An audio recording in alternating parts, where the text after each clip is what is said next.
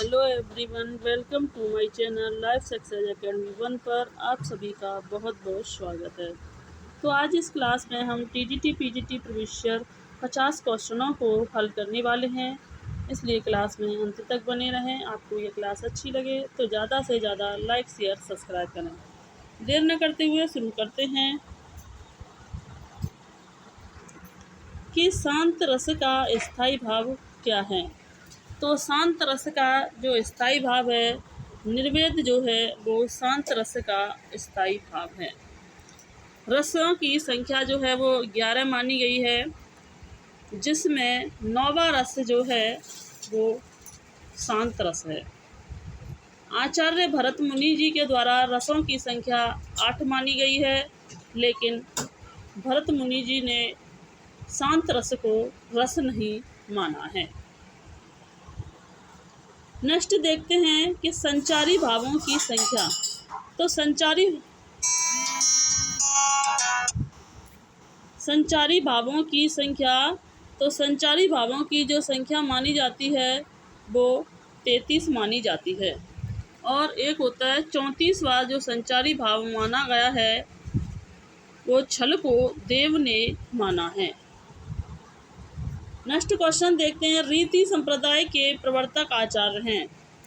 तो रीति संप्रदाय के जो प्रवर्तक आचार्य हैं, आचार्य वामन जो हैं वो रीति संप्रदाय के प्रवर्तक आचार्य हैं। वामन के अनुसार विशिष्ट पद रचना रीति है।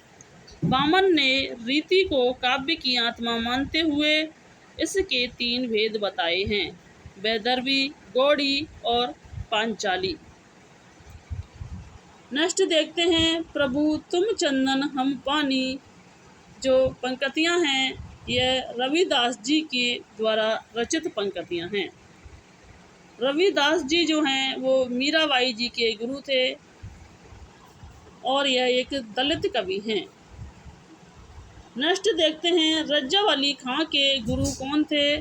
तो रज्जव अली खां के जो गुरु थे, दादू दयाल जो हैं वो रज्जव अली खां के गुरु थे। दादू दयाल का जन्म 1544 ईस्वी में हुआ था।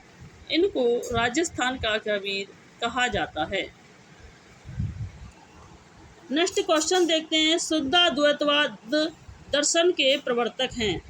तो शुद्धाद्वैतवाद दर्शन के जो प्रवर्तक हैं, वल्लभाचार्य जी जो हैं वो शुद्धाद्वैतवाद दर्शन के प्रवर्तक हैं।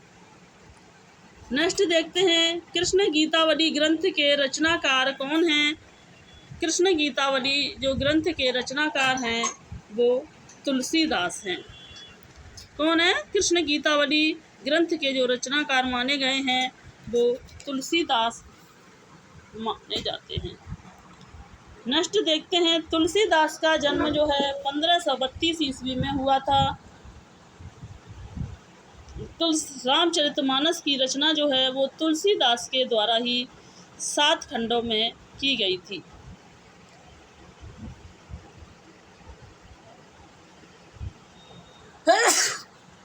नेक्स्ट क्वेश्चन देखते हैं, तुलसीदास कृत विनय पत्रिका जो है वो ब्रज भाषा में रचित पत्र।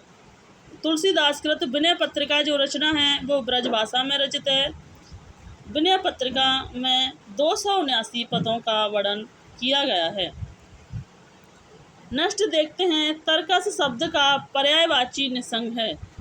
तर्कस शब्द का पर्यायवाची शब्द कौन सा है? तो वह निसंग है।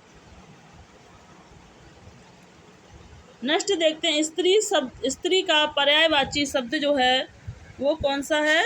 तो स्त्री का पर्यायवाची जो है ललना जो है वो स्त्री का पर्यायवाची शब्द है। नेक्स्ट क्वेश्चन देखते हैं, भौम निबंध के लेखक कौन हैं।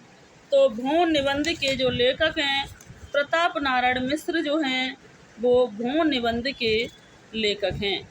प्रताप नारायण मिश्र का जन्म 1856 ईस्वी में हुआ था। प्रताप नारायण मिश्र जो हैं ब्राह्मण पत्रिका के संपादक थे।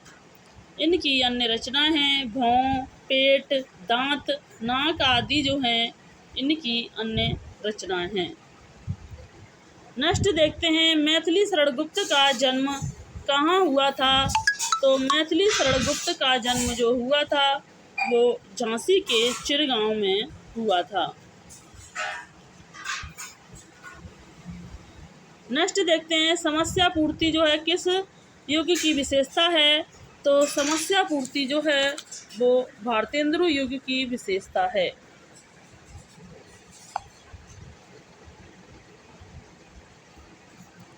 नेक्स्ट देखते हैं पहाड़ पर लालटेन जो है किसकी रचना है। पहाड़ पर लालटेन जो है मंगलेश डबराल की रचना है। इनकी अन्य रचना हैं जख्म पर धूल, मलय की सुनो कारीगर, नहीं है ये नहीं, मंगलेश डबराल की रचना जो है पहाड़ पर लालटेन है। नेक्स्ट देखते हैं तुलसी आधुनिक वातायन पुस्तक के लेखक कौन हैं। तो तुलसी आधुनिक वातायन के जो लेखक हैं रमेश कुंतल मेघ जो हैं तुलसी आधुनिक वातायन के लेखक हैं। नेक्स्ट देखते हैं महादेवी वर्मा को 1982 में यामा रचना के लिए कौन सा पुरस्कार दिया गया था। तो महादेवी वर्मा को 1982 में यामा रचना के लिए ज्ञानपीठ पुरस्कार दिया गया था। महादेवी वर्मा को आधुनिक मीरा के नाम से जाना जाता है और महादेवी वर्मा की जो अन्य रचना है निहार, नीरजा, रस्मरती, सांध्य गीत आदि जो हैं वो महादेवी वर्मा की रचना हैं। नेक्स्ट देखते हैं भक्ति काल को स्वर्ण युग जो है किसने कहा था। तो भक्ति काल को सर्वप्रथम जो स्वर्ण युग कहा था वो ग्रियर्सन के द्वारा कहा गया था। ग्रियर्सन ने अपने ग्रंथ the modern vernacular literature of Hindustan में 16वीं-17वीं सदी के युग में को हिंदी काव्य का स्वर्ण युग माना है। नेक्स्ट देखते हैं हजारी प्रसाद ने वाणी का डिक्टेटर कबीर दास को कहा है। तो हजारी प्रसाद ने वाणी का डिक्टेटर कबीर किसे कहा है। तो हजारी प्रसाद द्विवेदी जी ने कबीर को वाणी का डिक्टेटर कहा है। नेक्स्ट देखते हैं कुकुरमुत्ता व्यंग परक कविता है। तो कुकुरमुत्ता कैसी कविता है। कुकुरमुत्ता जो है वो निराला जी के द्वारा रचित एक व्यंग परक कविता है। नेक्स्ट देखते हैं कविता की तीसरी आंख के रचनाकार हैं। कविता की तीसरी आंख के जो रचनाकार हैं प्रभाकर श्रोत्रिय जो हैं वो कविता की तीसरी आंख के रचनाकार हैं। नेक्स्ट देखते हैं रस निरूपण के प्रथम व्याख्याकार कौन हैं। तो रस निरूपण के जो प्रथम व्याख्याकार हैं भट्ट लोलट जो हैं वो रस निरूपण के प्रथम व्याख्याकार हैं। नेक्स्ट देखते हैं रिपोर्तार्ज जो है कैसा शब्द है। तो रिपोर्तार्ज जो है एक फ्रांसीसी शब्द है।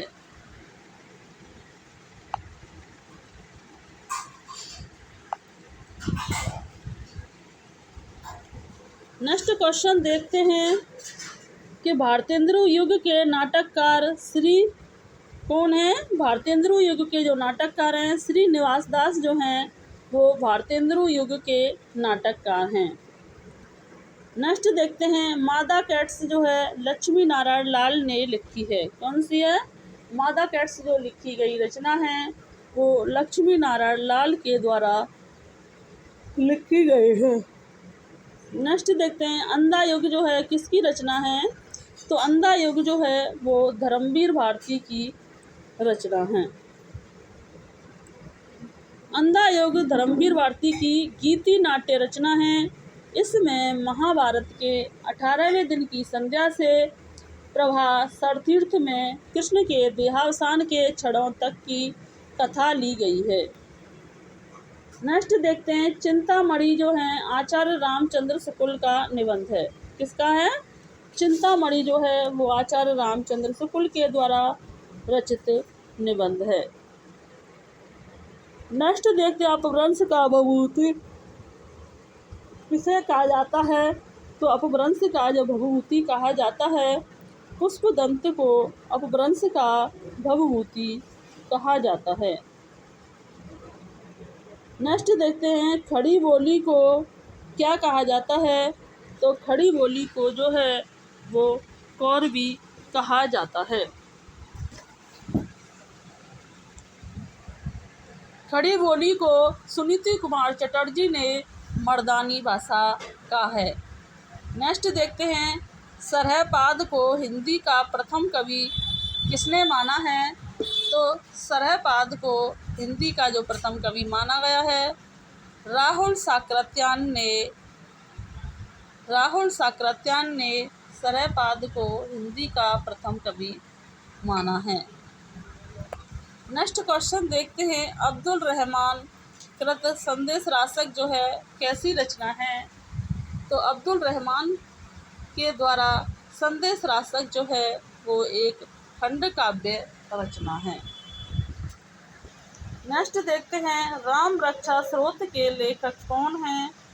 राम रक्षा स्रोत के जो लेखक हैं रामानंद जो हैं वो राम रक्षा स्रोत के लेखक हैं।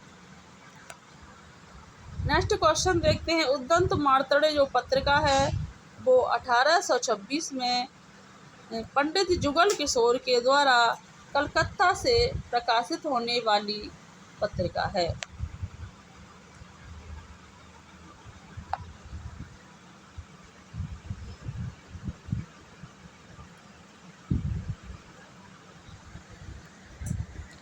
नेक्स्ट क्वेश्चन देखते हैं सुजान विनोद के रचनाकार कौन हैं।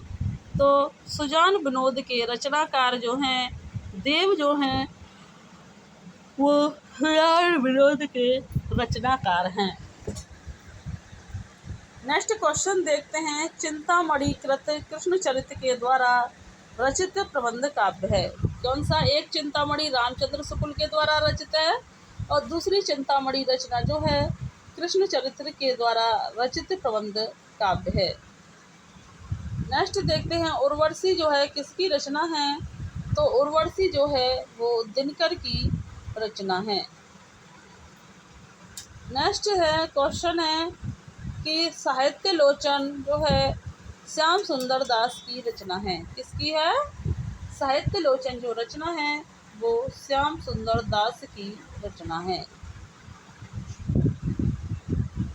नेक्स्ट क्वेश्चन देखते हैं जयशंकर प्रसाद द्वारा रचित करुणालय जो कैसी रचना है। तो जयशंकर प्रसाद के द्वारा रचित जो है करुणालय एक गीति नाट्य रचना है। नेक्स्ट देखते हैं प्लाट का मोर्चा जो है कैसी रचना है। प्लाट का मोर्चा जो है शमशेर बहादुर की रचना है। नेक्स्ट क्वेश्चन देखते हैं काला जल उपन्यास के लेखक कौन हैं। तो काला जल उपन्यास के लेखक जो हैं सानी हैं। नेक्स्ट देखते हैं मैं उस जनपद का कवि हूँ। इस रचना के लेखक जो हैं त्रिलोचन हैं। कौन है। मैं उसे नहीं है यहाँ पर उस जनपद का कवि हूँ। तो यह त्रिलोचन की रचना है। त्रिलोचन का वास्तविक नाम जो है वासुदेव सिंह है। नेक्स्ट देखते हैं एक पति के नोट्स कहानी के लेखक कौन है। तो एक पति के नोट्स कहानी के लेखक जो हैं महेंद्र भल्ला जो है एक पति के नोट्स कहानी के लेखक हैं। एक पत्नी के नोट्स जो है ममता कालिया के द्वारा रचित हैं और एक पति के नोट्स महेंद्र भल्ला के द्वारा रचित हैं। नेक्स्ट देखते हैं आलवर भक्तों की संख्या कितनी मानी गई है। आलवर भक्तों की जो संख्या मानी गई है 12 जो है आलवर भक्तों की संख्या मानी गई है। नेक्स्ट देखते हैं प्रेमचंद सामंत का मुंशी पुस्तक के जो लेखक हैं धर्मवीर भारती जो हैं प्रेमचंद सामंत के मुंशी पुस्तक के लेखक हैं।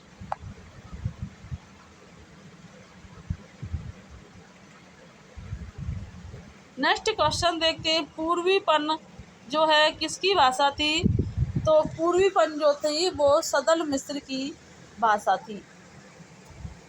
नेक्स्ट देखते हैं उज्ज्वल नीलमणि जो है किसकी रचना है? तो उज्ज्वल नीलमणि जो है वो रूप गोस्वामी के द्वारा रचित रचना है।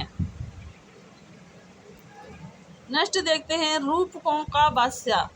तो रूपकों का भाष्य जो है किसे कहा जाता है? तो रूपकों का जो भाष्य कहा जाता है तुलसीदास को रूपकों का भाष्य कहा जाता है। नेक्स्ट देखते हैं सूफी प्रेम व्याख्यान रचनाओं की जो भाषा है वो कैसी है? तो सूफी प्रेम व्याख्यान रचनाओं की जो भाषा है वो अवधी है। सभी सूफी प्रेम व्याख्यान जो हैं अवधी भाषा में रचित हैं। नेक्स्ट देखते हैं नाथ पंथ के प्रेरणा कौन हैं? तो नाथ पंथ के जो प्रेरणा हैं गोरखनाथ जो हैं वो नाथ पंथ के प्रेरणा हैं। नेक्स्ट देखते हैं अद्भुत रस का स्थायी भाव कौन सा है? अद्भुत रस का स्थायी भाव जो है विस्मय जो है अद्भुत रस का स्थायी भाव है। नेक्स्ट क्वेश्चन देखते हैं रेखाएं बोल उठी के लेखक कौन है? रेखाएं बोल